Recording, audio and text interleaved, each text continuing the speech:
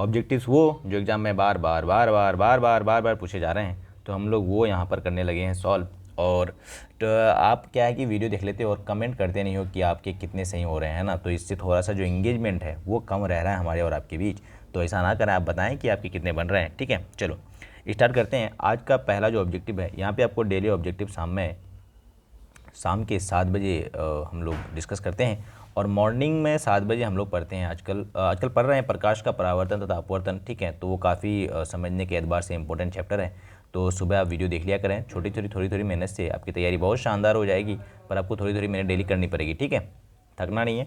देखो, अमोनिया के अणु में नाइट्रोजन एवं हाइड्रोजन के परमाणु की संख्या क्या होती है? अमोनिया के अणु में, तो अमोनिया पहले लिखते हुए आना चाहिए। अमोनिया का जो फॉर्मूला होता है वो होता है NH3।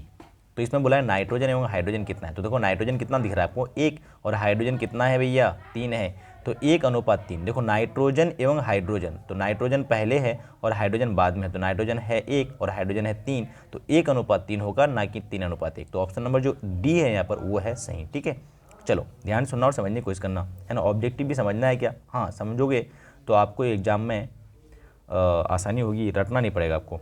सिरका में निम्न में कौन सा अम्ल पाया जाता है? सिरका जो होता है विनेगर इंग्लिश में बोलते हैं इसको, इसमें पाया जाने वाला अम्ल जो है ना वो है एसिटिक एसिड। ये रट्टा लगा लो फिलहाल तो, है ना, कभी कभी कुछ रट्टा लगाना भी पड़ता है। तो सिरका में पाया जाने वाला जो एसिड है वो है एसिटिक एसिड, एसिटिक अम्ल। ठीक है, और एसिटिक एसिड का फॉर्मूला होता है CH3COOH। ये होता है एसिटिक एसिड। इसको IUPAC में इथेनोइक एसिड कहते हैं, इथेनोइक एसिड। ठीक है, चलो भाई अगला देख लेते हैं फटाफट से।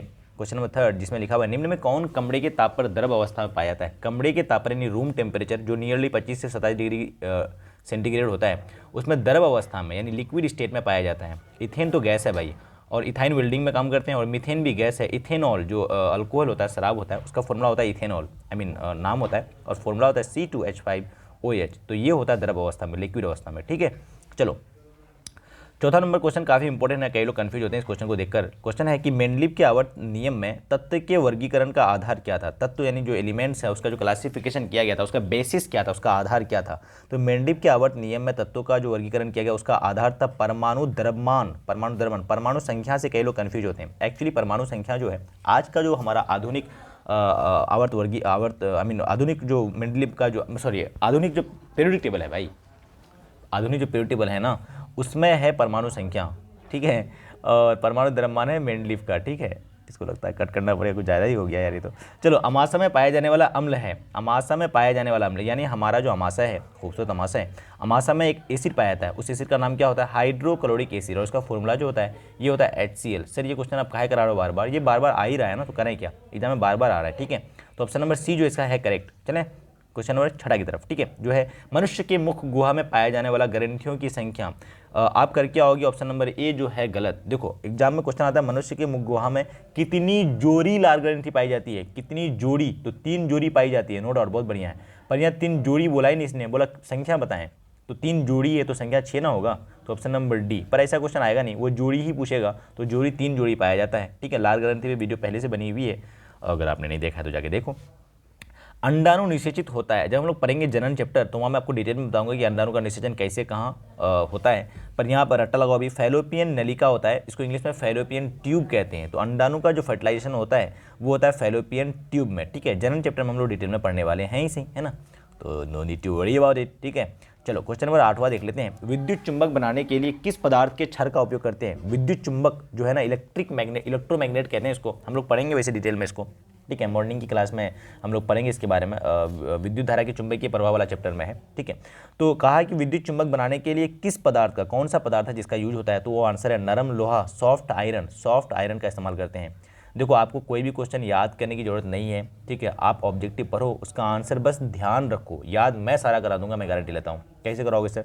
ये क्वेश्चन से रिपीट मोड में आया करेगी, अभी कुछ दिन बाद फिर वापस से मैं इन क्वेश्चन पे बात करूंगा, आपका एक छोटा छोटा टेस्ट हुआ करेगा, तो देखना आपको सारा ऑटोमेटिक याद ही हो जाएगा। तो आपको कुछ भी याद करने की जरूरत नहीं है, बस आप वीडियो देख लो, थोड़ा फास्ट करके भी देख सकते हो, कोई दिक्कत नहीं है।